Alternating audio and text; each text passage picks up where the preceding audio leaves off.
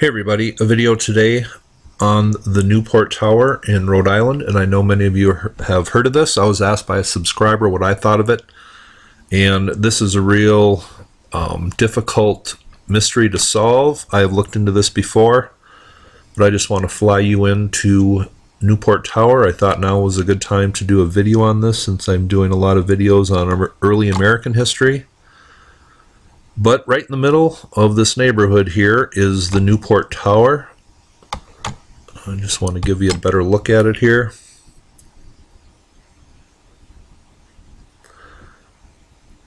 And here we are zoomed in.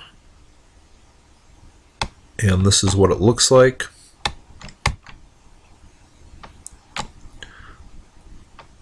Obviously very old, but who actually built this and when it was built has been a great controversy for many years, and I just want to read here, and I will leave all these links below. It says, the mysterious tower at Newport. In the center of one of the most popular and ritzy seashore resorts on the eastern shore of the United States stands a small tower. At only 28 feet in height and about 24 feet across, most visitors to Newport, Rhode Island don't give it much notice. It stands quietly in a little park beyond a protective fence, a vertical cylinder of rough stone supported by 8 arches sitting upon 8 columns.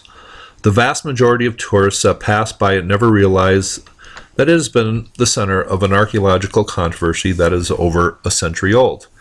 And here you see the Newport Tower as it was depicted in an 18th century painting.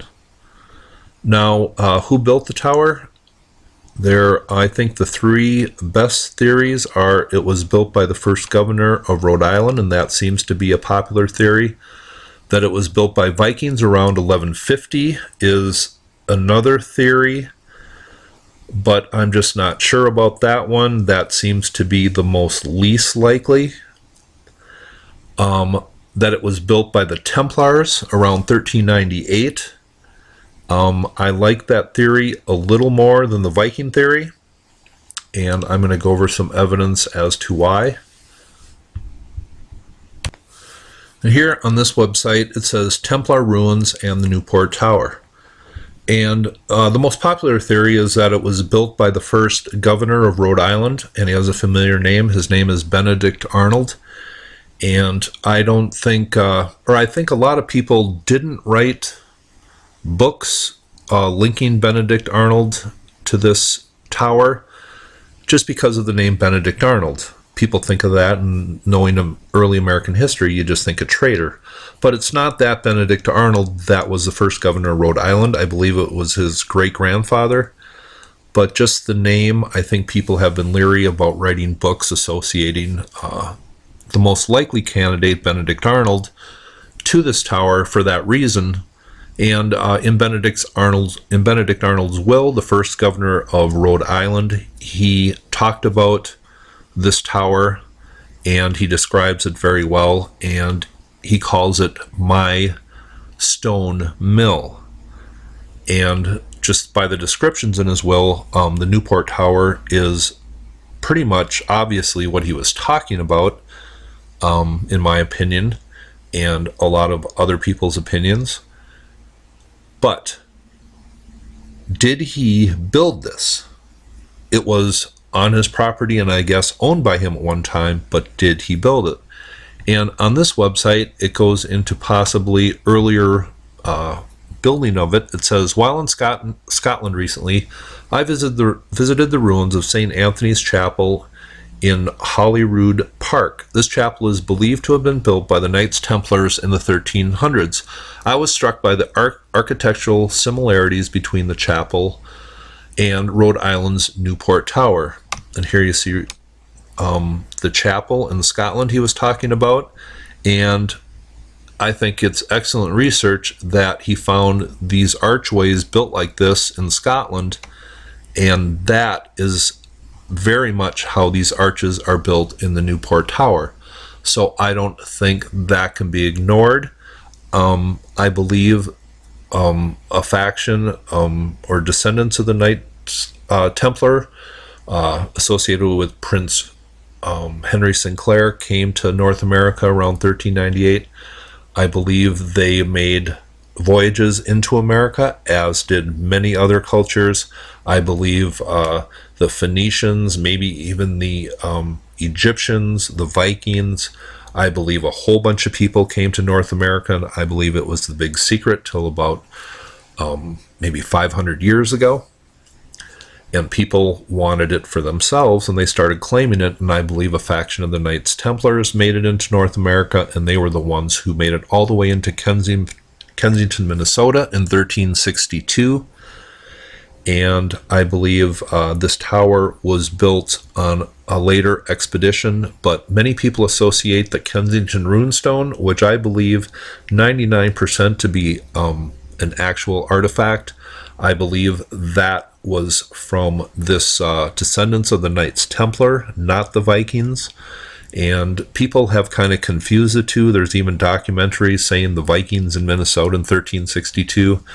And I think it was this group, the Cistercian monks, that came from the same area of Denmark and southern Sweden, in that area as the Vikings did. And I believe they were the ones who made it into Minnesota. And I believe they could have built the Newport Tower just because of these similarities of this design of this church in Scotland that they built about 700 years ago or so. And from a book called Templars in America, it says, when the explorer Verrazano landed in Narragansett Bay in 1524, he reported that he found a European-style structure located on the east side of the bay near its mouth, which he called the Norman Villa. He described the people near the tower as the most beautiful and civilized he had met on his expedition. They excelled his own people in size, and he called them white European, Amer Norse.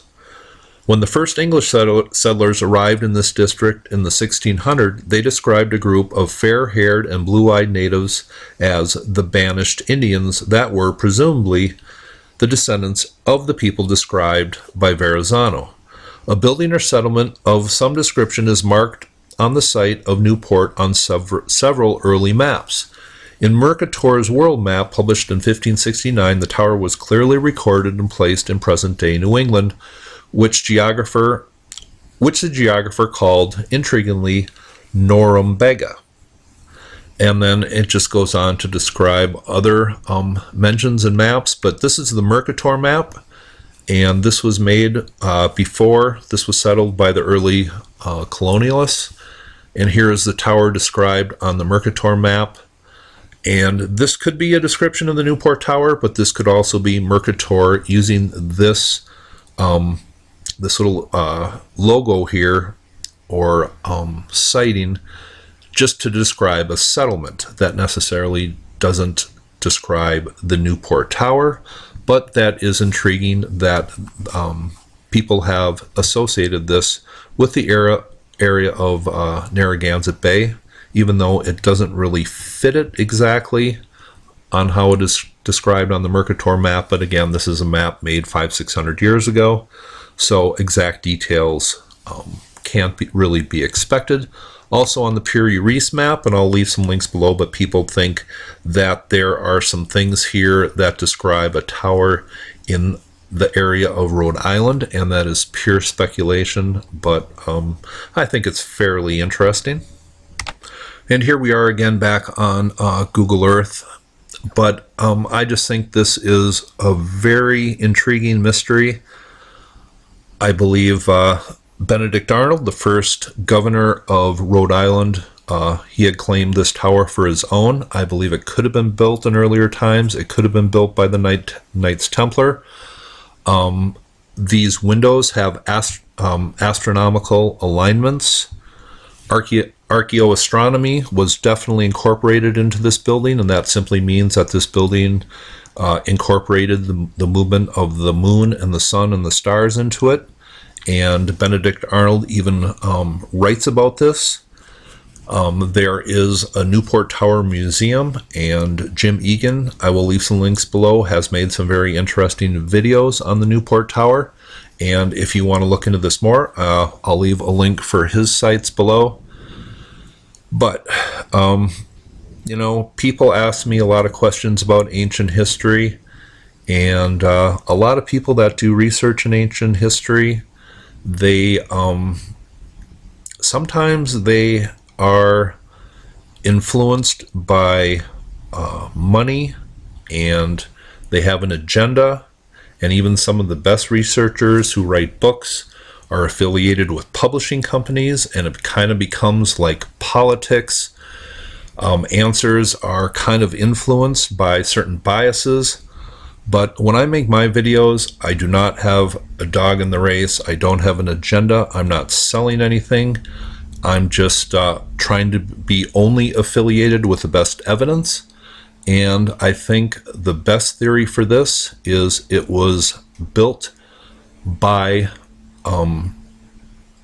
groups associated with the Knights Templar around 600 years ago. This site was recognized as an early settlement. The first governor of Rhode Island set up his mansion on this property. He claimed this as his own. It was once covered in mortar, or like a plaster that was made from sand and seashells and stuff, and that was dated to be around 400 years old. But did, Benedict Arnold just try to redo this into a different type structure? He called it his own mill. And would a mill actually have a fireplace in the second story with all the combustible dust in it? That seems to contradict it being a mill originally. It certainly looks like a building that the Templars built in Scotland a long time ago. And I don't know, connecting it to the Vikings is very hard. There's been a lot of Vikings artifacts found. Here are just a few of them. These are really tough to verify as being authentic. A lot of people have debunked them with good evidence.